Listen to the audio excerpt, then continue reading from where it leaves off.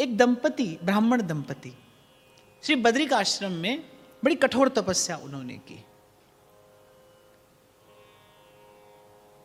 उद्देश्य क्या था? प्रभु का दर्शन हो जाए। प्रभु प्रसन्न हुए, दर्शन हुआ और कहा कि कुछ मांगिए। तो ब्राह्मण तो पूर्ण निष्काम थे, लेकिन प्रभु के स्वरूप का दर्शन करने पर वो जो ब्राह्मणी थी उसके मन में प्रभु के प्रति वात्सल्य भाव जगा। उसने कहा कि प्रभु, आप जैसे पुत्र को गोद में बैठाकर दुलारूं, ऐसी कृपा मुझ पर करिए। तो प्रभु ने कहा कि हमारे जैसे तो हम ही हैं, हमारे जैसा तो दूसरा कोई नहीं। पर प्रभु ने तथास्तु कहकर वर दे दिया कि किसी युग में, किसी काल में मैं ही आपकी गोद से प्रकट होकर आपको ये सुख प्रदान करूंगा। वही ब्राह्मण दंपति भगवत प्रेरणा से, भगवत इच्छा से प्रयागराज में ब्राह्मण दंपति के रूप में पुनः प्रकट हुए और उन्हीं के यहाँ श्री रामानंदाचार्य जी का प्राकट्य हुआ। तो वस्तुतः श्री रामानंदाचार्य जी कोई और नहीं, स्वयं श्री प्रभु ही हैं। और वैसे भी पूर्व में भी मैंने आपको निवेदन किया था कि इस भाव में तो कभी संशय नहीं लाना चाहिए। भगवान स्वयं अपने मुख से कह दिए हैं, आज्ञा दी है भगवान ने, आचार्यम माम विजानीयात। जो आचार्य है वो मेरा ही स्वरूप है। जो गीता में भगवान ने कहा ना कि तदात्मानम सृजाम्य हम परित्राणाय साधूनाम विनाशाय च दुष्कृताम धर्म संस्थापनार्थाय संभवामि युगे युगे। युग युग में भगवान आते हैं। वो किस रूप में आते हैं? इसी प्रकार संत भक्त आचार्य के रूप में भगवान अवतरित होते हैं। तो प्रयागराज में श्री वेणी माधव जी की कृपा से उस ब्राह्मणी को एक बार प्रभु की प्रेरणा से कुछ प्रसाद और एक दक्षिणावर्त शंख प्राप्त हुआ। किसी ने कहा शुभ संकेत है, तुम्हें प्रभु की कृपा शीघ्र ही प्राप्त होगी। और मांग कृष्ण सप्तमी को श्री रामानंदाचार्य भगवान का प्रागट्य हुआ। प्रभु का प्रागट्य हुआ है तो चहुं ओर मंगल का सृजन प्रकृति ने कर दिया। अद्भुत इनकी कांति, अद्भुत इनकी प्रतिभा, जो देखता उसे सहसा भगवत स्मरण होने लगता। तो समय पर आपके पूर्ण संस्कार हुए और कहते हैं एक बार घुटवन चलते मंदिर में पहुंचे और वो जो दक्षिणावर्त शंख इनकी माता को प्रसाद स्वरूप श्री वेणी माधव भगवान ने दिया था, नन्हा सा बालक, और उठाकर बड़ा अद्भुत शंखनाद किया। चहुं ओर से जय जयकार करते हुए सब लोग एकत्रित हो गए। माता पिता बड़े आश्चर्य में कि नन्हा सा बालक, और उठाकर ऐसा सुंदर, ऐसा दिव्य शंखनाद किया कि जैसे देवलोक से ध्वनि होती हो। किसी संत ने आकर कहा कि ये बालक कोई साधारण बालक नहीं है, ये इसी प्रकार भगवान नाम का नाद करके, इसी प्रकार भगवान नाम को निनादित करके असंख्य असंख्य मोह निद्रा में पड़े सोए जीवों को जगाने आया है, उनका कल्याण करने के लिए आया है। पर फिर भी माता पिता के लिए बालक बालक ही होता है। तो जब इनका यज्ञोपवीत संस्कार हुआ, तो यज्ञोपवीत संस्कार जब होता है ना, तो बालक को हाथ में पलाश का दंड देकर और विद्या अध्ययन के लिए भेजा जाता है। अब आजकल तो क्या होता है ना, केवल एक औपचारिकता होती है, 2-4 पग बालक को भेजते हैं और फिर बालक लौट आता है। एक संस्कार किया जाता है। वो भी मुझे लगता है कि इतना भी किया जाता रहे तो बड़ा अच्छा है। पर आज का जीव, आज का मनुष्य तो संस्कार से ही विहीन हो गया है। अरे कितना बड़ा सौभाग्य आपका मेरा कि आपको मुझे भारत भूमि पर जन्म मिला है और हम लोगों ने संस्कार छोड़ दिए। तो जब इनका यज्ञोपवीत संस्कार हुआ तो जिस आचार्य ने इनका संस्कार कराया उसने कहा कि 2 पग चलिए और फिर लौट कर आ जाइए। इनके हाथ में पलाश का दंड दिया और कहा कि विद्या अध्ययन के लिए 2 पग जाइए और फिर से लौट कर आ जाइए, एक संस्कार पूर्ण हो जाएगा। आपको भी भेजा था, ऐसे भेजा जाता है बालक को कि जाओ 2 पग चलो और फिर लौट कर आ जाना। पर ये जब चले तो इन्होंने माता पिता से कहा कि मैं केवल इस औपचारिकता का निर्वाह नहीं करूंगा, अब विद्या अध्ययन करने के लिए ही जाऊंगा। नन्हा सा बालक और चल दिए काशी की ओर। माता पिता बड़े उदास हुए। माता पिता ने बहुत समझाने का प्रयास किया पर इन्होंने माता पिता की एक नहीं सुनी। काशी जाकर विद्या अध्ययन किया और जब विद्या अध्ययन करके लौट कर आए तो जैसा मैंने कहा कि भाई गोद में भगवान खेलते, पर माता पिता के लिए तो बालक है, माता पिता के लिए तो बालक है। यशोदा मैया रोज नजर उतारती है कन्हैया की, कभी गैया की पूंछ से नजर उतारती है, कभी गौमूत्र से कन्हैया को नहलाती है, किसी किसी विधि से वो रोज कन्हैया की नजर उतारती है। जिसकी दृष्टि पड़ने से माया काल सब निस्तेज हो जाते हैं, जिसका नाम जपने से जीव भव से पार होता है, उनकी मैया गोद में बैठाकर थोड़ी भयभीत कि अरे कन्हैया को नजर लग गई, कल जाने क्या उत्पात हो जाए, वो इसी भय से प्रभु की नजर उतारने में लगी है। तो शायद ये प्रभु की जो योग माया है उसकी व्यवस्था है। तो जब विद्या अध्ययन करके लौटे तो इनके माता पिता ने विचार किया, भाई अब इनका विवाह कर दिया जाना चाहिए।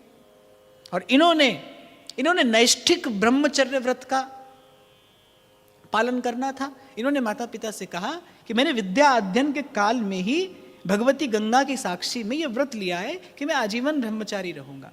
तो मुझे तो श्री रामानंदाचार्य भगवान में श्री हनुमान जी का दर्शन होता है। इन्होंने भी आजीवन ब्रह्मचारी रहने का व्रत लिया कि मैं नैष्ठिक ब्रह्मचारी रहूंगा। माता पिता ने बहुत प्रयास किया पर नहीं माने। और जिस कन्या से संबंध की बात चल रही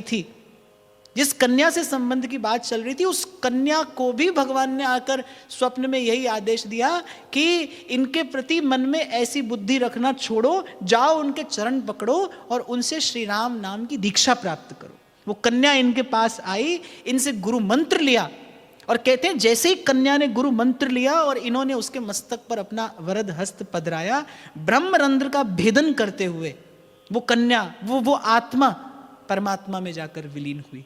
जब ये प्रत्यक्ष चमत्कार काशी के लोगों ने देखा तो चारों ओर से जय जयकार करते हुए इनके चरण पकड़ लिए, इनसे दीक्षा की याचना करने लगे। अब तो और स्वयं इनके माता पिता इनके चरण पकड़ने को आतुर हुए।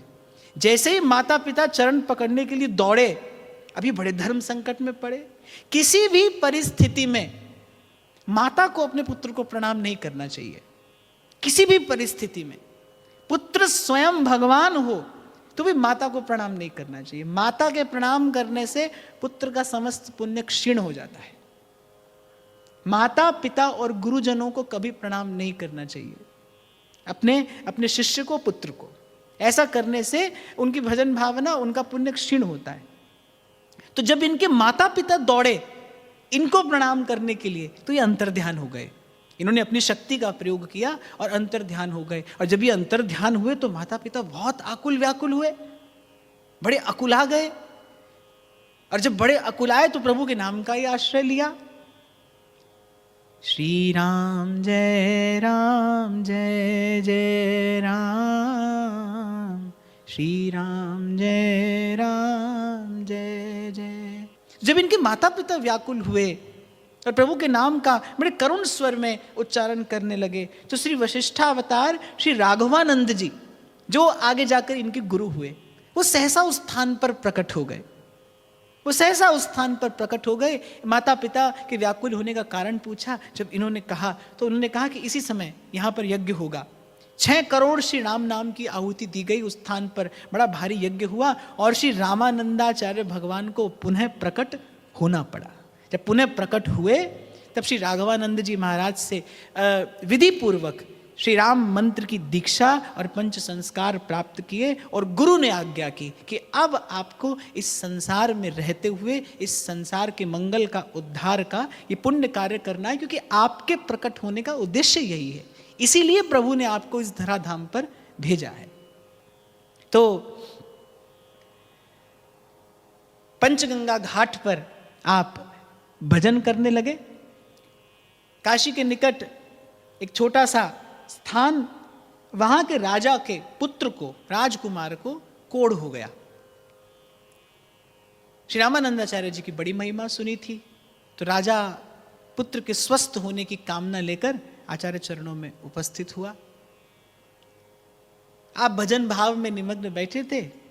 आपने कहा अपने पुत्र को ले जाकर श्री गंगा जी में डाल दो, 7 दिन के पश्चात ले जाना। राजकुमार संग आया था।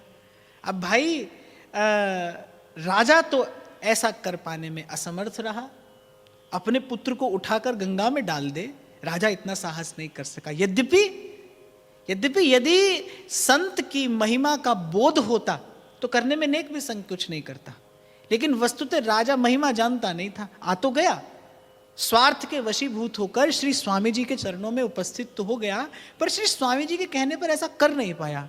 उन्होंने अपनी मौज में आकर कहा कि पुत्र को गंगा जी में डाल दो, 7 दिन के पश्चात आकर हमसे ले जाना। राजा ने कहा अपने पुत्र को अपने हाथ से कैसे गंगा जी में डाल दूं? अरे इसी के स्वस्थ होने की इच्छा लेकर आया हूं और आप गंगा जी में ही डाल देने की बात करते हैं। तो राजा तो ऐसा नहीं कर पाया, लेकिन वो राजकुमार संस्कारी था। वो स्वयं गया और दौड़कर गंगा जी में कूद पड़ा। अब राजा तो बड़ा आकुल व्याकुल लगा विलाप करने। 7 दिन बीते और कंचन सी काया लेता और राजकुमार महल में पहुंच गया। अपना मान टले टल जाए पर भक्त का मान न टलते देखा। और एक और बात, एक सत्यनिष्ठ व्यक्ति हो जो जीवन में सत्य का आदर करता हो, उसके शब्द का प्रकृति आदर करती है। एक ब्राह्मण के घर में एक ब्राह्मण कुमार ने शंख बजा दिया और जो यमन जो मुसलमान थे निकट ले गए पकड़कर उस ब्राह्मण बालक को प्राण दंड देने के लिए। वो बेचारे ब्राह्मण ब्राह्मणी रोते हुए विलाप करते हुए स्वामी जी के चरणों में उपस्थित हुए। स्वामी जी ने शंख बजाया और वो शंख का उद्घोष ऐसा था, शंख का उद्घोष ऐसा था कि उस समय जितनी मस्जिदें थी उन सब में शंख बजने लगे। वो जो मुल्ला काजी थे वो हैरान परेशान कि हुआ क्या। और तो और जब नमाज पढ़ने बैठते तो जिह्वा स्तंभित हो जाती, जिह्वा नहीं हिलती थी जब नमाज पढ़ने बैठते। तो उनके कुछ फकीरों ने देखा जाना कि भाई ये उस हिंदू फकीर की करामात है, उसी के पास जाना होगा। और सब मुल्ला काजी एकत्रित होकर पंचगंगा घाट पर श्री रामानंदाचार्य जी की शरण में आए।